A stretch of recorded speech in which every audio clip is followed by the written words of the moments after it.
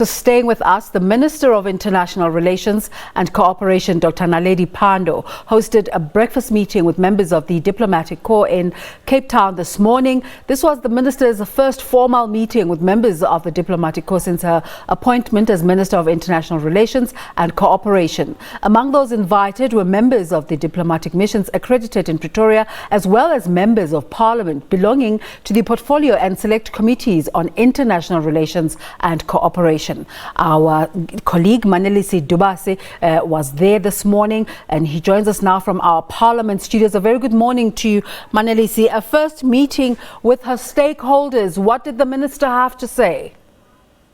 Look, it was an introductory, remark, an introductory appearance of the minister to the Diplomatic Corps. I mean, she has been appointed about 2 weeks ago, but he touched on the most crucial issues, and the type of delegation she took there can show you the focus of the minister going forward. For instance, he was talking about the seismic changes that continue to face world leaders, that her department and other diplomats in Africa are facing right now. I mean, you are aware of the tension in the Middle East between Iran and the US. You are aware of other issues around Africa, in Sudan, in Libya, and the issue of Ebola in the DRC. The minister was saying that these are issues that are facing not only South Africa, but all of them, but also the diplomats that are there, especially the Dean of the Diplomatic Corps, Ambassador Ben Poko.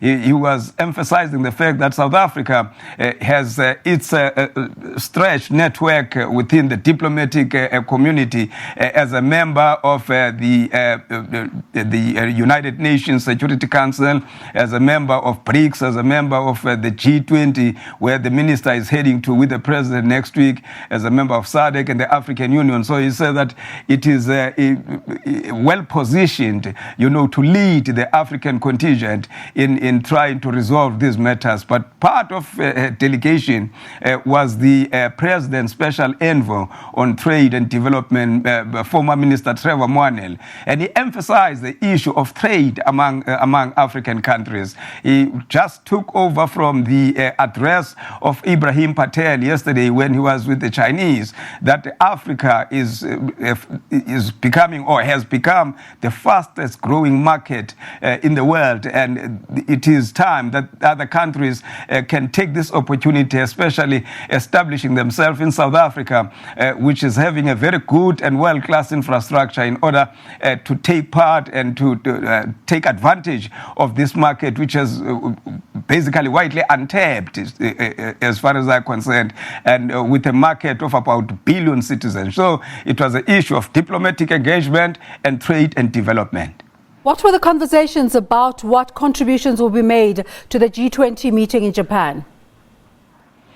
I know for a fact that the president will meet on the sidelines of those meetings with President Xi Jinping. You know that South Africa is pushing very hard to rebuild, or rather resuscitate, especially its manufacturing industry.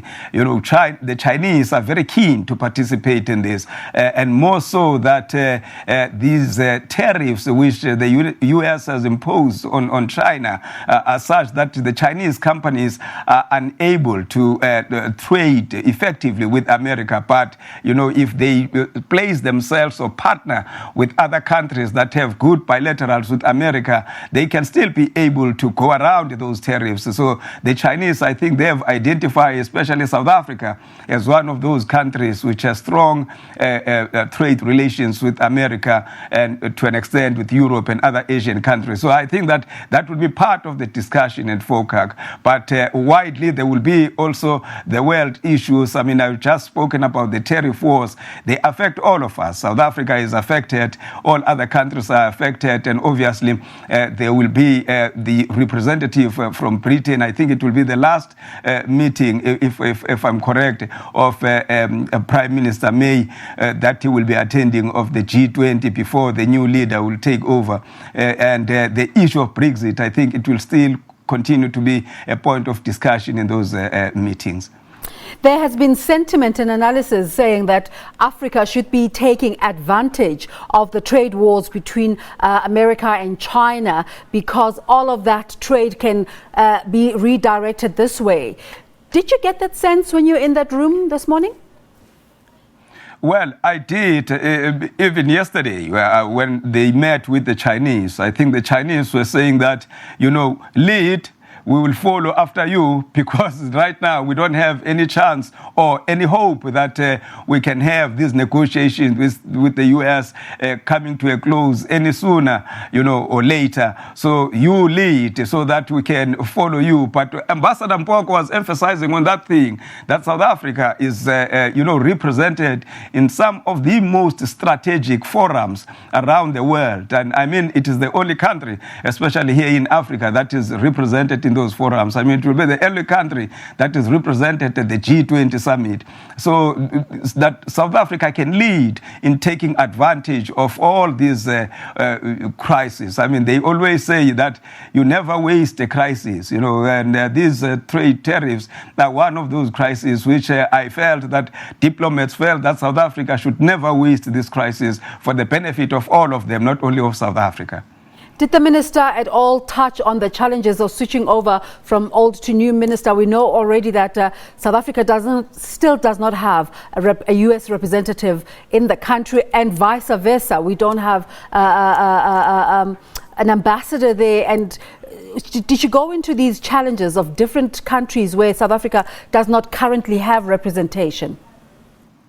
He didn't really dwell on that, but the fact that, in his speech, he went off the speech, a written speech, and spoken about how challenging it is to follow on the footsteps of the luminaries such as Alfred Nzo, Nkosazana Dlamini Zuma, and Aziz Pahad.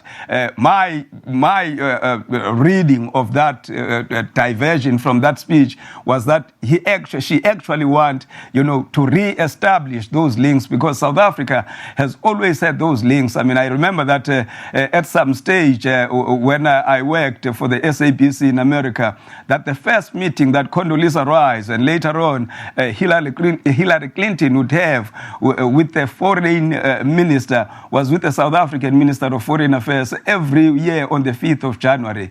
So I think what Naledi Pandor was trying to emphasize, that we need to go back there. We need to, because at that stage, many people, many diplomats were saying that we're punching way above our weight. And I think that's what they are generally trying to do, and specifically emphasizing on trade, even at this difficult time of the trade wars and the issues in the Middle East where they are affecting energy supply and so forth. So I think that that's what she was trying to emphasize on without dwelling so much on it.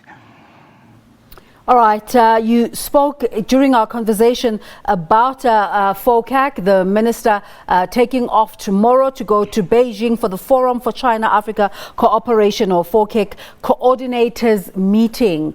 What is that all about?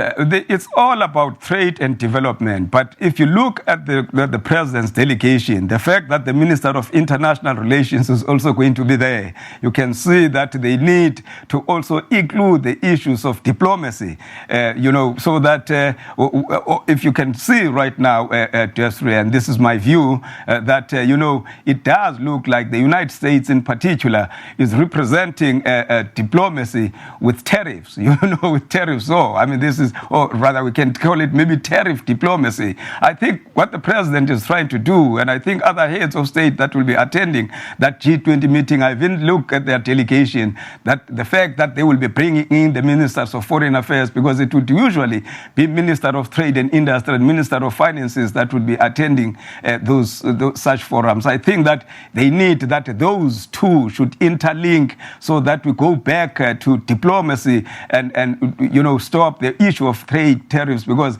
as the IMF just said very recently, that so far so good. I mean, these tariffs will cut away over 500 billion rand of the world GDP. That's a lot of money, and that's a lot of trade, and it affects mostly the vulnerable countries, because as you always hear that when two elephants fight, I mean, it's the grass that dies. I mean, it's the countries, that emerging countries such as South Africa, and even the poorer ones, poorer than South Africa, that will feel this pinch of these trade tariffs.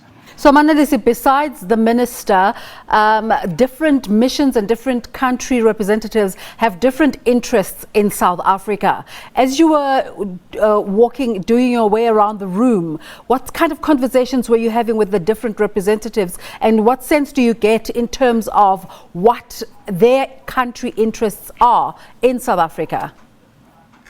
You are quite right, Desiree. I mean, I've spoken to diplomats from East Africa and from the Horn of Africa. The issue of Sudan, they felt that South Africa need to once again to play a major role there in trying to defuse that situation, because one diplomat, I'm not sure if I can quote him there, because we're just talking on the sidelines of that breakfast. He was saying that when South Africa, particularly during the time of President Mbeki, was still involved in that thing, there was a smooth transition, even when South Sudan was establishing its independence. He was saying that perhaps we need to go back there, and South Africa need to play its role, especially because of its experience in resolving complicated issues such as those in Sudan, because of our own experience of solving our own complicated issues without outside interference. But I mean, you talk to Ambassador Mpoko, he feels that, rather than waiting for people from Europe or from the US to resolve their very, very, very itching issue of that Ebola, he feels that maybe South Africa should try, to get African countries to get their resources together to try and resolve that issue, because he says that we're intertwined as Africans. That thing can be in Bini, it can be in other parts of southern DRC right now, but it can end up in Johannesburg or Cape Town, or it can end up in Nairobi or Lagos, or it can end up in Cairo, where the AFCON is continuing right now. So, these are different interests from different countries, and of course, the Rwandese feel that their president has started a very, very important thing of opening up trade among African countries,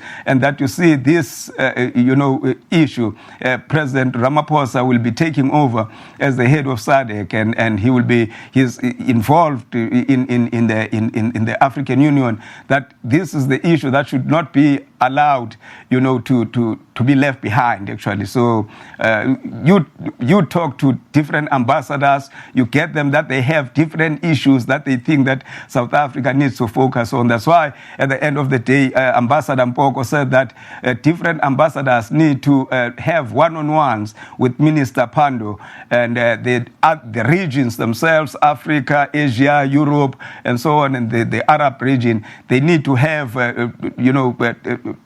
one-on-one dialogue with the minister, so that she can, when you sit down and strategize as to what would be the priorities of her department during her tenure. So much to talk about, so little time. Thank you so much for making the time this morning, Manelisi. Thank you very much, Desiree.